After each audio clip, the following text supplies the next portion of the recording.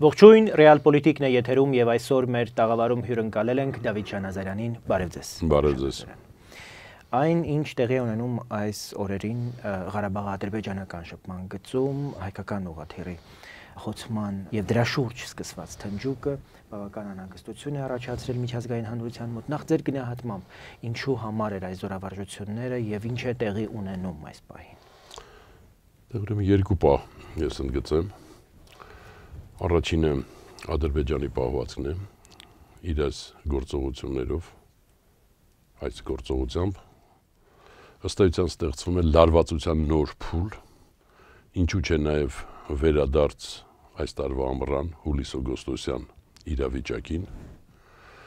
որ ես մամուլով ասել եմ, որ դա ըստ էության հուշված էր Մոսկվայի կողմից եւ որը հանդիսանում էր հարված ԵԱՀԿ Մինսկի խմբին։ Շատ մեծ է վտանգը, քանի որ նման փուլ նորից կմտնենք եւ լարվածության եւ հիմա նոր փորձ է արվում։ Օգոստոսին Սոչիում եղավ այդ հանդիպումը, բայց այնուհետև միանգամից Մինսկի խումբը վերականգնեց այդ դիրքերը, ես նկատի ունեմ Ուելսում նախագահների հանդիպումը, այնուհետև վերջերս Փարիզում կայացած հանդիպումը։ Չի բացառվում, որ սա լարվածության շատ նոր, շատ մեծ աճի սկիզբ է։ Նշեմ, որ սա աննախադեպ է 20 տարվա հրադադարի 20 տարվա պատմության մեջ նման բան չէր եղել եւ ավելացնեմ մի բառ եւս Ադրբեջանի կողմից ես գնահատում եմ սա հարված նաեւ վերջերս տեղի ունեցած հոկտեմբերի 27-ին նախագահների Փարիզում տեղի ունեցած հանդիպմանը,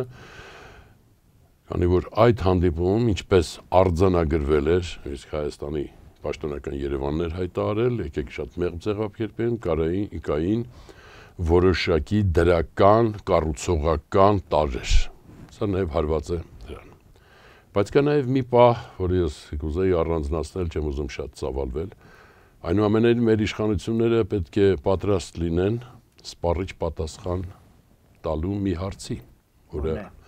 միջազգային հանրությունը, ես վստահ եմ նաև համանախագահողները դիմելու են, ինչպես պատահեց, որ ուսումնավարժական թռիչք կատարող ռազմական ուղղաթիռը հայտնվեց այդ վտանգավոր գոտում, շփման եզրին այնքան մոտ, որը հնարավորություն տվեց հասանելիություն, շատ մոտ հասանելիություն, որը հնարավորություն տվեց Ադրբեջանին կատարել այդ թշնամական ակնհայտ ապակայունացնող գործողությունը, ինչ էր անում եւ անզեն առանց որևէ պաշտպանության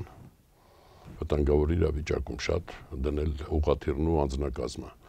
Այս հարցի պատասխանը իհարկե պետք է մեր իշխանությունները ունենան,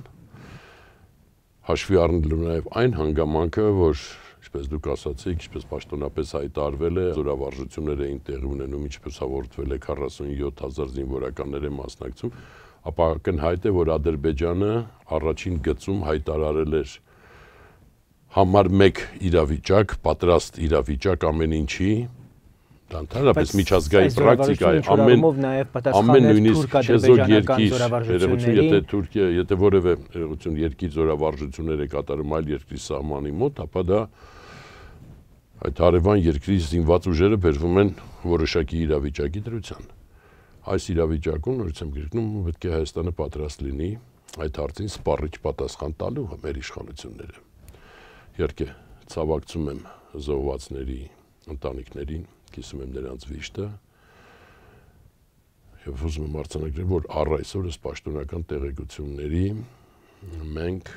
Ղարաբաղի զինված ուժերը կործանման վայրին մոտենալ չեն կարողանում։ Ընդհանուր կասկածներ կային, որ կարող է այնտեղ վիրավոր կամ նույնիսկ որտեղից է այն տեղեկությունը, որ երեքն էլ զոհված են։ Կարծես թե քիչ կասկածելի է այդ հիմքերը, Աստված տա, որ այդպես չլինի։ Իսկ սա կարող ենք դիտարկել որպես պատասխան թուրք-ադրբեջանական վերջին այդ զորավարժություններին, ինչու՞ չէ նաև թուրք-վրաց ադրբեջանական ուժի ցուցադրության։ Դες ուժի ցուցադրություն թուրք-վրաց ադրբեջանական ես դա չէի ասի, դուք նկատի ունեք երևի Նախճեվանում տեղի ունեցած պաշտպանության նախարարների հանդիպումը, այդտեղ ուժի ցուցադրություն չկար։ Ինչ վերաբերվում է թուրք-ադրբեջանական համատեղ նման նախաձեռնություններին, ապա դրանք նոր չեն։ ըստ էության ուրիշ գործընթաց է շատ վաղուց գնում։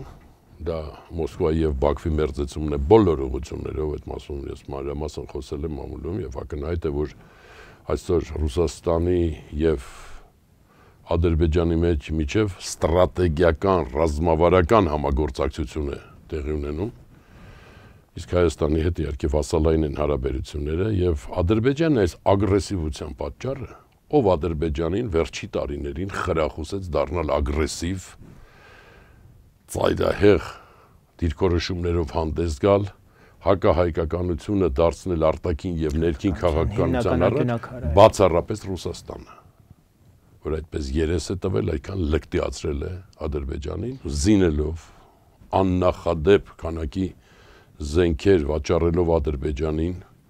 այդ թվում նաև մեծ քանակությամբ հարձակողական զենքեր,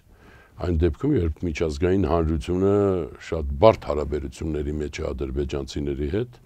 եւ Ռուսաստանը լինելով, այսպես ասենք, միջնորդ, խաղաղություն հաստատող, որպես ԵԱՀԿ Մինսկի խմբի նախագահ համանախագահության անդամ, մյուս կողմից միլիտարիզացնում է մի պետության եւ այս ամենի պետք է այստեղ է թաղված շան գլուխը, ով է Ադրբեջանին այսպես լկտիացրել։ Միարժեք պատասխան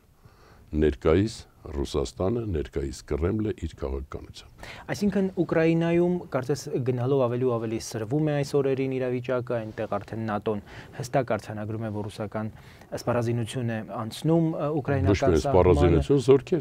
զորքեր եւ Ռուսաստանը կկարողանա հասցնել նաեւ երկրորդ ճակատը այստեղ։ Բազմիցս ասել եմ, Ռուսաստանը, որ այստեղ հաջորդ թիրախը Հարավային Կովկասն է, այստեղ ունենում Վրաստանում, այնինչ կատարվում է շփման գծում եւ Լեռնային Ղարաբաղի շուրջ, ոչ միայն շփման գծում, ավելի քան լուրջ հիմքեր են տալիս, պատկերացնելու, որ հավանաբար շատ մոտ ապագայում Ռուսաստանը գուցե նաեւ միաժամանակ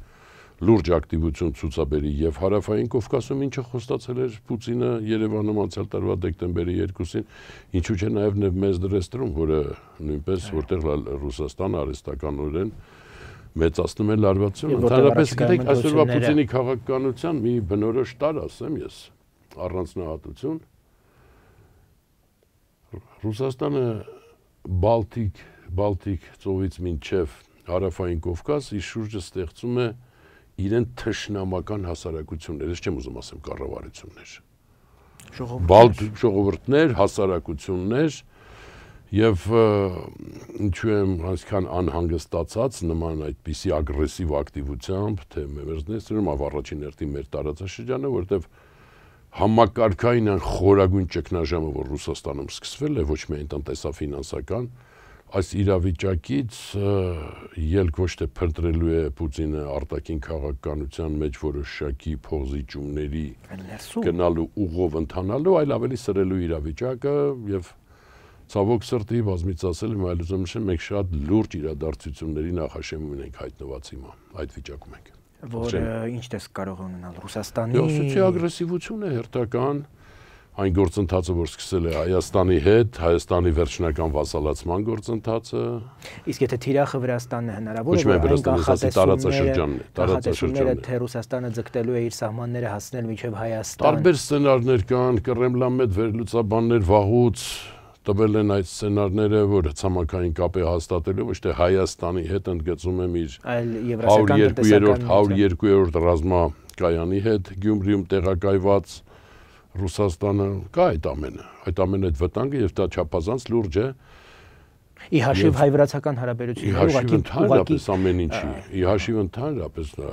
նույնիսկ նոր ես դա կոչում եմ նեոկայսերական քաղաքականությունը, որը անկասկած տանելու է Պուտինյան ռեժիմի կործանմանը, անկասկած որևէ այլևս հնարավորություն չունի Պուտինը դրանից խուսափելու եւ Ռուսաստանի հետագա ապագա կոլապսին, որը այնքան հեռու չէ, ինչքան կարծում են շատ միամիտ արևմտյան մի շարք վերլուծաբաններ եւ քաղաքական գործիչներ։ Պարոն Շանազարյան, եւ դրան դուք ընդդիմանում եք ձեր ադրբեջանցի համախոհ գործընկերներով Մինսկի գործընթացի անկախ քաղաքացիական նախաձեռնությունը օրերս Ֆինլանդիայում փաստորեն հայտարարությամբ է հանդես եկել աննախադեպ հայտարարություն։ Դա այդ խմբի հայտարարությունը չէ, դա բացառապես Իմուել Դարնամազովի նախաձեռնությունն է, որին սատարել են 2010 թվականին, չէ՞։ Այդ գործընթացի սկիզբն է, այո, բայց այս նախաձեռնությունը, որ մենք երկուսով արել ենք, դրան միացել են նաև մի շարք հասարակական քաղաքական գործիչներ, թե Հայաստանից, թե Ղարաբաղից, թե Ադրբեջանից։ Եվ դուք փաստորեն ձեր անվերապահ աջակցություն եք հայտնել Warlick-ի նախաձեռնությանը, այն հայտարարությանը, որ նա այս տարի երանախագահողների հայտարարությանը։ Իրեք շատ կարճ ասեմ, որտեղ ընդգրկուն փաստաթուղթ է, լուրջ փաստաթուղթ է, այն պետք է շատ լուրջ վերաբերվել այդ փաստաթղթին։ Միանգամից ասեմ, որ ընդհանրապես դա որևէ կետ չկա, որը հակասի Հայաստանի այսօրվա դիրքորոշմանը։ Կարճ մի քանի կետեր կան խաղապահների վերաբերյալ, որով շատ պարզ ասեմ, այն ձևակերպը որտեղ կա, եթե ասվում է, որ եթե խաղապահ գործողություն իրականացվի Լեռնային Ղարաբաղի հակամարտությունում, ապա պետք է բացառվի Ռուսաստանի եւ Թուրքիայի մասնակցությունը, եթե մեր ձևակերպումը թարգմանենք դիվանագիտական լեզվից, ապա դա է։ Կոչ է արվում բոլոր երկրների ղեկավարներին դադարեցնել հարձակողական զենքի մատակարարումը Լեռնային Ղարաբաղի հակամարտության գոտի կամ հակամարտող կողմերին։ Ուրիշ կետեր կան եւ իհարկե կոչ է արվում կետեր են, որոնք ուղղակի հասցեատեր ունեն։ Ես չեմ ուզում արդեն նշել, որ կրկնվում է պահանջը հետ քաշել դիպուկահարներին եւ վերջը սա կոչ է, որպեսզի հիմք ընդունելով Հելսինկյան եզրափակիչ ակտի 3 սկզբունքները եւ Warlick-ի, ինչպես նաեւ երանախագահողների առաջարկած կարգավորման 6 տարերը անմիջապես սկսել աշխատանք խաղաղության պայմանագրի հիման վրա։ Ցավոք սրտի բոլոր այն, այսպես ասած, քննադատությունները, որ եղան, թե ռուսական փորձագետների կողմից, թե Հայաստանում, ինչպես նաև Ադրբեջանում, որևէ փաստարկ չէին պարունակում, որտեղ մենք նաև այլ խնդիրել էինք փորձում մենք լուծել, փորձում էինք մեր հասարակություններում լայն քննարկում կազմակերպել այս հարցերի ուղղությամբ, բայց դեմ եղողները պատրաստ չեն, որտեղ որևէ փաստարկ ես ընդհանրապես չեմ լսել, որպեսզի փորձեմ փորձագիտական շրջանակների մասին խոսեցիք, բայց քաղաքական ուժերը ևս հասցրել են գնահատել բավական սվիններով են քաղաքական ուժերից ովքեր Ադրբեջանում իշխանությունները, այո, աննախադեպ հարձակում են ծավալել եւ հաշվի առնելով մարդու իրավունքների վիճակը Ադրբեջանում, ես բավական մտահոգված եմ, չեմ ուզում ավելի ծավալվել։ Հիմա դուք ինձ հարց կտաք, թե ինչու է ադրբեջանցի իմ գործընկերը հանդես եկել իմ հետ այս նախաձեռնությամբ։ Շատ պարզ պատճառներից մեկը, որը հիմնական է, որ Ադրբեջանում էլ կան մարդիկ, ովքեր նույնիսկ այս ռեպրեսիաների որոնք հասկանում են, որ հիմա հապաղումը, կարգավորման խաղաղության գնալու հապաղումը եւ եղած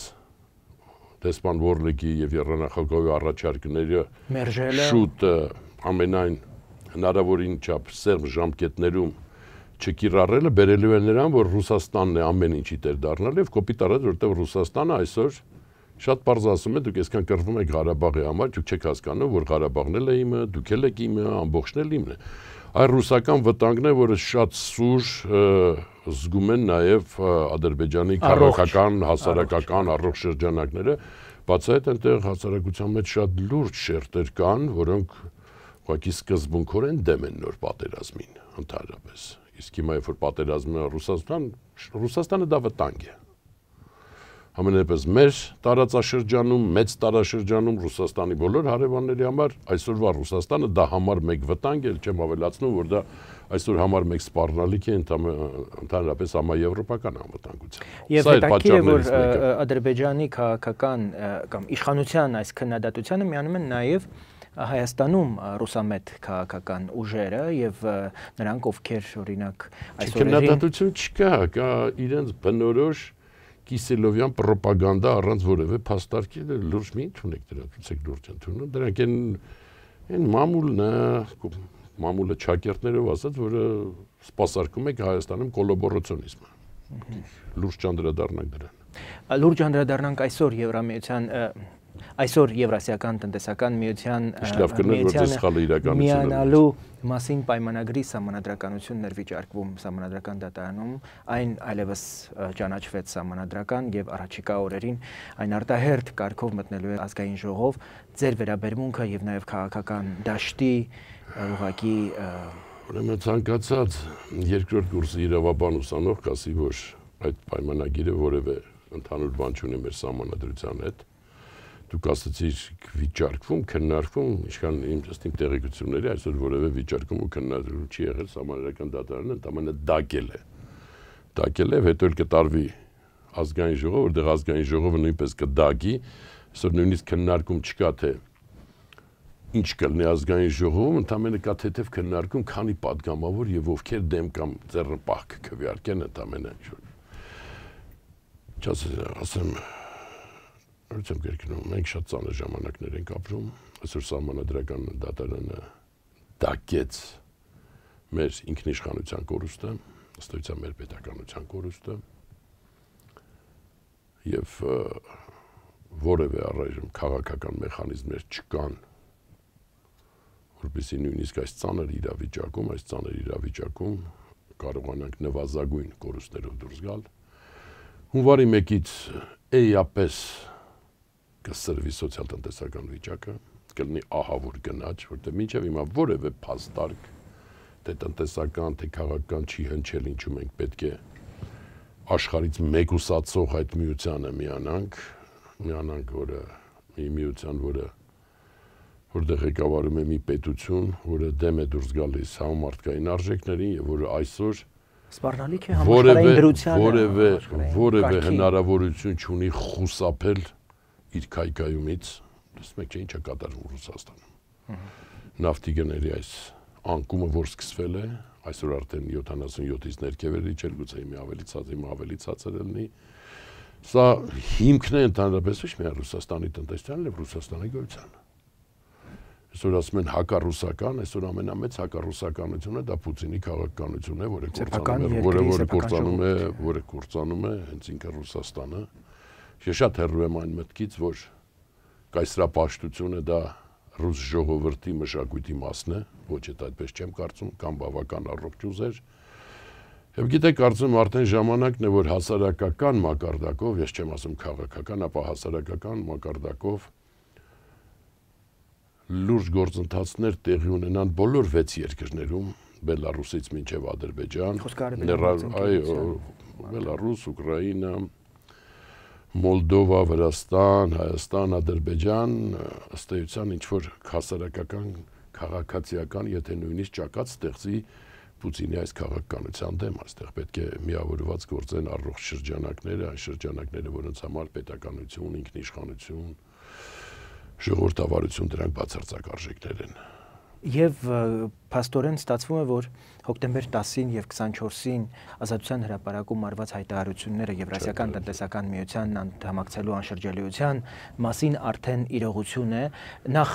ձեր գնահատականը եռյակի գործողություններին եւ նաեւ այն ինչ որ տեղի է ունենում այսօր եռյակի ներսում։ Դա կոլաբորացիոնիզմ է, դե ոչ մի շարժման տարգոյություն չունի, ասում են շարժում, ինչ է շարժում։ Առաջինը կոլաբորացիոնիզմը չի կարող լինել շարժում, սա մեկ։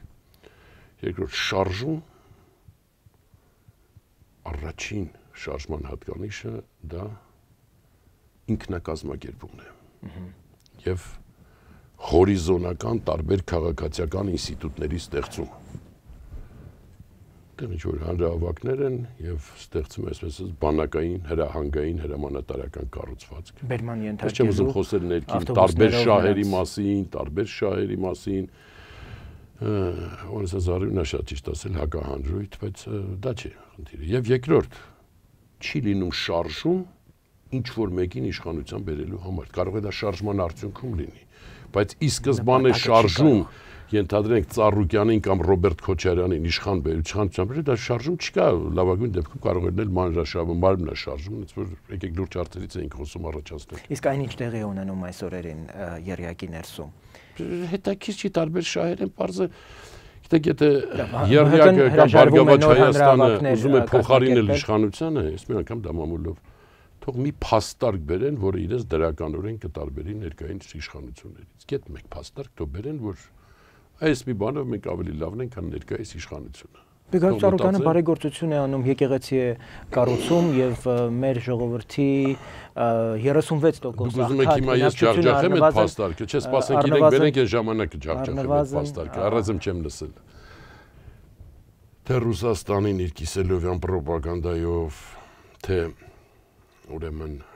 Հայաստանի այդ կոլաբորացիոնիստական Ռուսաստանի ներկայիս պուտինյան քաղաքականությանը պաշտպանող տարբեր միավորներին չի հաջողվի այնուամենայնիվ մեր հասարակության արժեքային համակարգը եւ բարոյական համակարգը իջեցնել իրենց մակարդակի։ Դա չի ստացվի արդեն։ Շնորհակալություն, պարոն Շանազարյան։ Ես հիշեցնեմ, որ իմ հյուրն էր Դավիթ Շանազարյանը, մնացեք բարով, կհանդիպենք։